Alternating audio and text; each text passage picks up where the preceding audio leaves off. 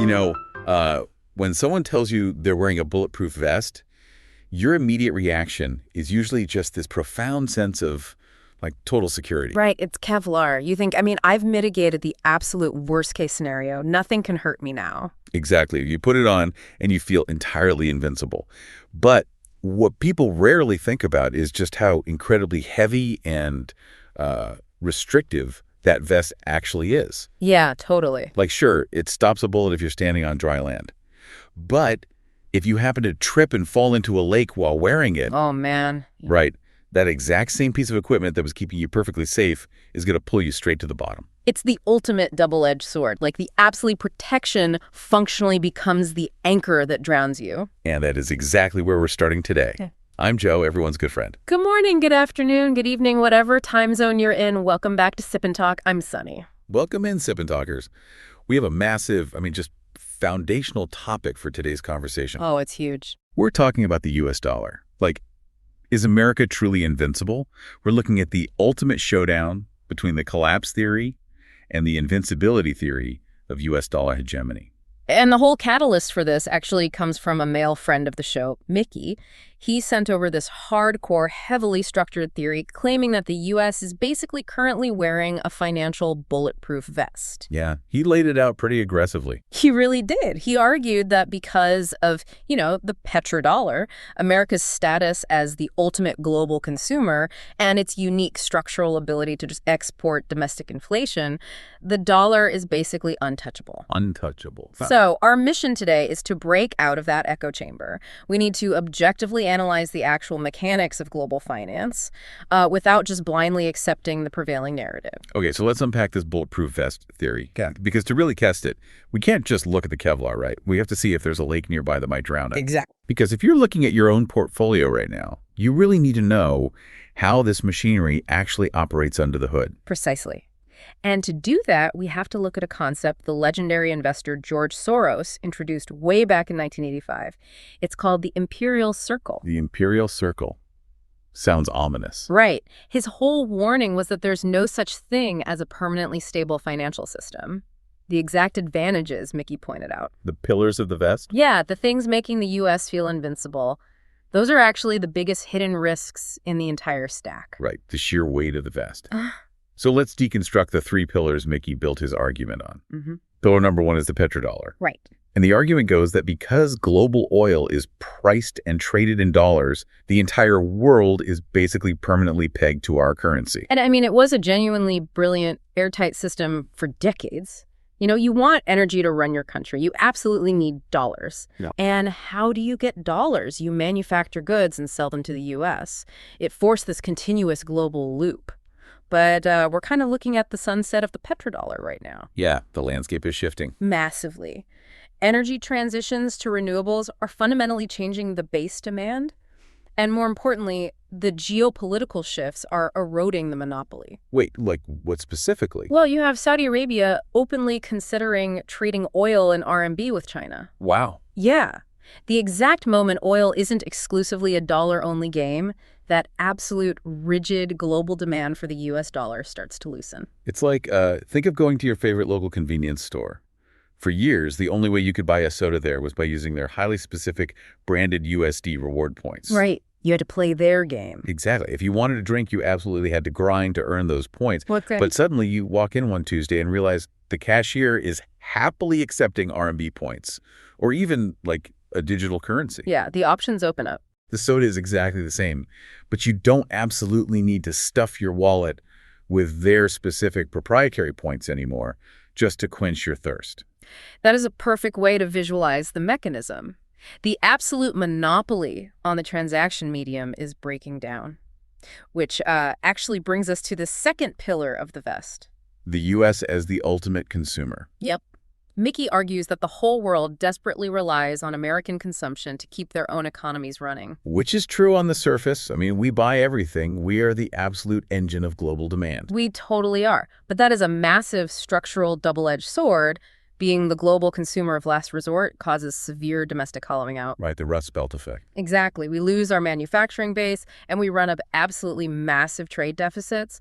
To maintain that insane, relentless level of consumption, the U.S. has to constantly issue debt to lure foreign capital back into the country. So that's the core engine of the imperial circle. You got it. Okay, let's extend that VIP shopper analogy to really nail down how this works. Imagine a VIP customer who just walks into a high-end department store every single day and maxes out multiple credit cards. Sounds like a fun Tuesday. Right. And the department store, which basically represents other exporting countries, absolutely loves this person. They roll out the red carpet. Keep spending, please. But here's the crazy structural twist.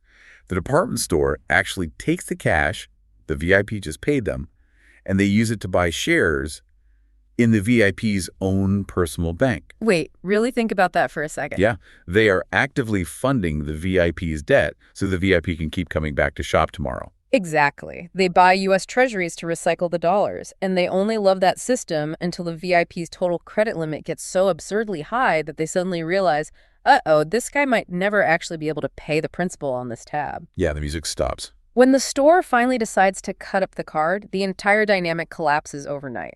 Now, the third pillar Mickey mentioned is probably the most controversial one. Oh, the inflation export. Right, the idea that the U.S. can just push its domestic inflation onto the rest of the world via interest rate hikes. Yeah, the classic, it's our currency, but it's your problem dynamic. Exactly. And we really need to explain the mechanics of how that actually happens under the hood. When the U.S. aggressively hikes interest rates to cool down its own inflation, it fundamentally changes global math. How so? Well, a global investor looks at a factory in an emerging market yielding, let's say, a 5% return, and then they look at a virtually risk-free U.S. Treasury that is suddenly also yielding 5%. Oh, that's an easy choice? Right. They instantly pull their capital out of the emerging market and flood it back to the U.S. That mass exodus absolutely tanks the foreign country's currency, making their own dollar-denominated debt practically impossible to pay off. It is basically like sweeping your own house fire directly into your neighbor's yard. That's a brutal way to put it, but yeah. And sure, it works great for about 5 minutes. Your kitchen is perfectly safe. But eventually, your neighbors are going to get smart, team up, buy a massive pallet of bricks, and build a giant firewall right around your property line. The BRICS nations literally building bricks. Exactly. You won't be able to burn their houses down anymore, but you are going to be completely trapped in your own smoke. And that is exactly the pushback against the bulletproof vest theory. If you relentlessly abuse the privileges of being the global reserve system, the system will eventually rout around you. But here's where I have to step in and push back on this whole doom narrative. Okay, let's hear it. If Soros clearly warned about this imperial circle time bomb way back in 1985, yeah, why hasn't it exploded yet? We are sitting here in 2026. That is over 40 years of sweeping fires and maxing out credit cards. Is the fuse just incredibly historically long? That's the million-dollar question. Right. Let's actually compare the economic landscape of the 1980s under Reagan to today's landscape under Trump. Well, the structural differences between those two eras are genuinely staggering. Let's just look at the pure scale of the debt. In the 1980s, the U.S. national debt was hovering around $2 trillion. Okay. Today, it is over $35 trillion. Like, comprehending the jump from 2 to 35 is dizzying. Mm-hmm. And you have to factor in the compounding nature of that. The interest on that $25 trillion is becoming a monster of its own. Exactly. And look at the global rivals. In the 80s, the primary rival was the USSR. Right. They were an absolute military juggernaut, but economically, they were fundamentally weak. They were isolated and not integrated into the global trade supply chain at all. A closed loop. Yeah. Today, the primary rival is China, the undisputed global #2 economy and the central manufacturing hub of the entire world. It's a completely different competitive landscape. Not to mention the interest rate environment. In the 80s, rates were falling from a massive historic peak, which essentially gave the government miles of financial runway to maneuver, borrow, and stimulate the economy. They had wiggle room. Exactly. Yeah. But today, rates have been fluctuating at highly elevated levels, which creates just a crushing, compounding pressure on that $35 trillion debt. Which brings us to the actual existential danger here. Soros talked extensively about a concept called reflexivity. Reflexivity. Break that down for us. It's basically how market expectations create reality, and then that new reality reinforces the expectations. The immediate risk to the dollar isn't necessarily that new money stops flowing into the country. Okay. The flow can slow down, and you can manage a slow leak. The apocalyptic risk is the stock risk. Okay, let me pause you there. Let's break down that difference for a second. Stock versus flow. Sure. Flow is the fresh daily investment coming into the U.S. Stock is the massive, almost unimaginable mountain of old, speculative, hot money that is currently parked in U.S. assets. The backlog. Right. We're talking trillions of dollars just sitting in American equities, real estate, and treasuries, purely because the U.S. is perceived as the safest harbor on Earth. The time bomb explodes if that stock suddenly decides the narrative has broken. That it's no longer safe. Yes. And tries to flee the country all at once. That is the definition of a catastrophic run on the bank. Okay, let me challenge this infinite risk transfer idea, though. Because if we are supposedly so brilliant at exporting our inflation and sweeping the fire into the neighbor's yard, why are we dealing with such stubborn, persistent inflation right here at home? That's a great point. And going back to that debt scale, why is the interest on U.S. debt about to surpass the entire U.S. military budget? Yeah. It definitely doesn't feel like we successfully exported all the pain. That is the perfect observation, and it absolutely proves that the system is not frictionless. The immense friction of this machinery is actively heating up the domestic economy. Right. But since the system hasn't actually collapsed yet, despite these glaring, massive structural pressures, we have to kind of pivot our thinking. Pivot how? We have to stop looking at the dollar as this decaying, rusting 1980s machine and start analyzing it as an evolving structural operating system. An operating system. Oh, I like that framing. We're moving from the collapse theory to the functionalist counter-argument, the idea that the U.S. is a steel fortress. Right. The functionalist view completely flips the script. It says, stop looking at the U.S. trade deficit as a bug in the code. It is a feature. A feature. That's bold. It is the absolutely necessary cost of providing global liquidity. The entire world needs a functioning, frictionless SWIFT system to clear payments, right? It needs the deep liquid market of U.S. treasuries to park cash.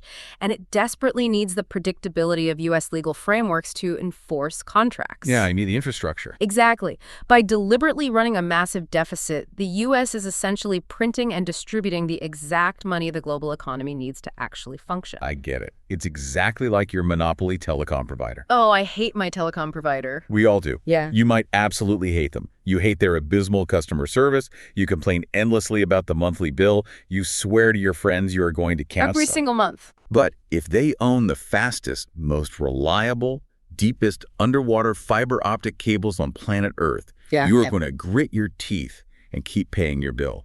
Because you need the bandwidth to survive. Exactly. You complain bitterly, but you stay subscribed.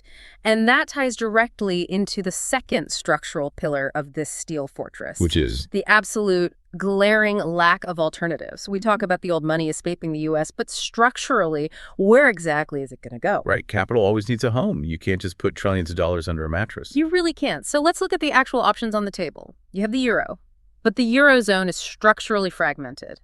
You have a unified monetary policy handled by a central bank, but totally fractured sovereign fiscal policies across different countries. Yeah, it's a house divided. Exactly. Then you have the yen. But Japan is facing severe compounding aging demographics and a constant multi-decade battle with deflation. Oof. What about the RMB? It is definitely growing in bilateral trade settlement, but China still doesn't have a fully open capital account. Okay, let me just translate that open capital account piece for a second, because it's crucial. What that means is, if you are a global investor and you make $1 billion inside China, the government heavily restricts you from easily and quickly moving that cash to a bank in London or New York. Yes, exactly. The capital gets trapped. And global investors absolutely despise trapped capital. Spot on. So moving away from the dollar right now is like trying to move out of an overpriced luxury apartment where the landlord keeps aggressively raising the rent. You're furious, you pack your bags, you confidently walk outside. I'm out of here. Right. And then you realize the house next door has a completely collapsing roof. The house across the street has absolutely no electricity, and the house behind you literally has no foundation poured yet. Oh, man. So what do? You look around, sigh heavily, unpack your bags, and just pay the higher rent. That is the harsh reality of global capital today. There is simply no alternative neighborhood that can absorb that much wealth safely. But there's a third pillar to this fortress, and honestly, it's the biggest difference between 1985 and today. The tech moat. Yes. The productivity moat. The AI wildcard. Yes, because we aren't just sitting around buying imported flat-screen TVs and consuming anymore. We are actively building the foundational infrastructure of future computing. Let me jump in here because this is where the VIP shopper analogy gets a massive modern update. The U.S. isn't just mindlessly swiping credit cards on luxury goods anymore. It is funding Money Printer 2.0 in the lab. I love that. Money Printer 2.0. The U.S. holds near total dominance in agentic AI and semiconductor design, especially with initiatives like the CHIPS Act, securing domestic supply lines. If the integration of agentic AI creates massive, unprecedented leaps in corporate productivity, it actually mathematically justifies the debt. Right, the denominator grows. Exactly. Think about it. If your economy suddenly becomes 40% more productive while using the exact same amount of human labor, a $35 trillion debt suddenly isn't as heavy relative to your output. That is the ultimate bull case for American hegemony. The sheer technological growth outpaces the structural decay of the debt. So we have highly convincing, mathematically sound arguments for both sides. We really do. The debt is a ticking time bomb, but the tech stack and the lack of alternatives make it a steel fortress. How do you actually make sense of the world today in 2026? We need a map. We need a coordinate system to figure out exactly where the global economy is standing right now, so you know how to position yourself. Let's build a 4-quadrant model. Imagine a graph in your head. Okay, I'm visualizing the axis. Quadrant 1 is resilient and unipolar. This is the ironclad state. In this scenario, the AI technology thesis absolutely explodes, corporate productivity massively outpaces debt growth, and the whole world happily continues buying U.S. treasuries because American tech is yielding incredible, undeniable returns. It's a golden age. The ultimate bull market for America. Good, what is Quadrant 2? Quadrant 2 is fragile and unipolar. This is the slow, agonizing decline. The U.S. debt becomes brutally heavy. Domestic growth is sluggish, but there's always a but. And this is the key. Every single rival is in even worse shape. The dollar remains king purely by default, but the overall global economy is just dragging through the mud. Everything feels expensive, and growth is flat. It's the ugly contest, and we just happen to be the least ugly contestant. Yeah. All right, Quadrant 3. Quadrant 3 is resilient and multipolar. These are the massive growing pains. Regional settlement systems, like what the BRICS nations are actively attempting to build, actually succeed. They create alternative rails. So they finally build a firewall. Yeah. Now, they don't destroy the dollar, but they make the dollar function more like a premium VIP membership card rather than the only oxygen supply in the room. Global trade flows smoothly, but the U.S. is forced to share the geopolitical stage. Okay, which means Quadrant 4 has to be the nightmare scenario. Quadrant 4 is fragile and multipolar. This is the systemic reset. This is George Soros's absolute nightmare scenario realized. Oh boy. That massive stock of hot money panics, the narrative breaks, and capital violently flees the U.S., causing a historic financial tsunami. The dollar's value collapses, and the world is violently forced to build an entirely new monetary system from the burning rubble. So, looking objectively at those 4 quadrants, where are we sitting right now? If you look at the raw macro data, we are hovering right on the volatile border between Quadrant 2 and Quadrant 3. We are seeing a slow, undeniable decline in absolute unipolar dominance, but those regional alternatives are still experiencing major systemic growing pains. You can actually see this exact schizophrenia playing out in the markets right now. Oh, totally. Central banks around the world are aggressively, historically buying up physical gold. That is them actively preparing for Quadrant 4, the catastrophic reset. Hedging their bets. Right, but the literal second there is a market panic. The second a regional war breaks out or a supply chain shock hits, those exact same central banks violently scramble to hoard U.S. dollars. They are terrified of the collapse, but they rely completely on the system's resilience when things get scary. It is the ultimate global paradox. And this is exactly why the AI bet is so incredibly critical. The ultimate insurance policy for American hegemony is no longer securing physical oil in the Middle East. It is having the world's absolute most advanced technology stack right here at home. Wow. If you control the intelligence layer of the future, you control the capital flows. The bulletproof vest isn't made of Kevlar or oil anymore. It is woven entirely out of silicon.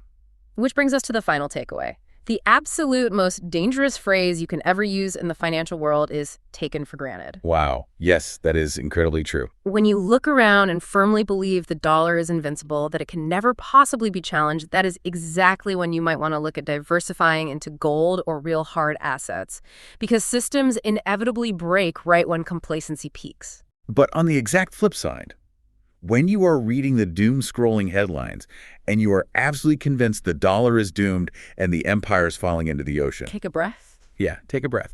Look at your smartphone. Look at the staggering AI computing power backing the services you use every single minute of the day. The structural moat of American innovation is incredibly deep. It's all about having the mental flexibility to hold those two opposing truths in your mind at the exact same time. And here's a provocative thought to leave you with, something to chew on after you finish listening to today's chat.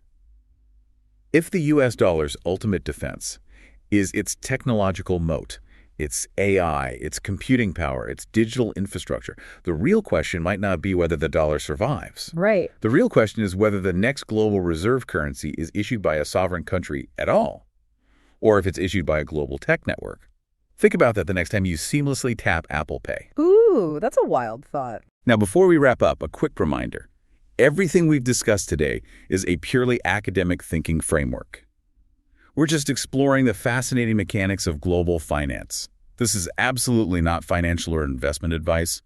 Do your own research and consult a professional before making moves. Absolutely. We're just here to help you connect the dots on the macro picture. If you enjoyed exploring this massive topic with us today, do us a huge favor and subscribe to Sip&Talk. It really helps us keep bringing you these incredible conversations. And hey, a huge shout out to our buddy Mickey who kicked off this whole debate. You have got to check out his YouTube channel, Mickey to Life. Oh yeah, his stuff is great. He posts these absolutely amazing stand-up comedy-style travel vlogs. They are hilarious, they're super insightful, and it's just top-tier content. Go search Mickey to Life on YouTube right now. Definitely do it. You won't regret it. Well, we started today talking about a bulletproof vest. And whether that vest is going to confidently stop the impact of the future or violently drag us down to the depths, well, that completely depends on whether we are walking on dry land or blindly marching straight into the lake. Keep your eyes open. Until next time, keep questioning the narrative. See you on the next one. Bye, everybody.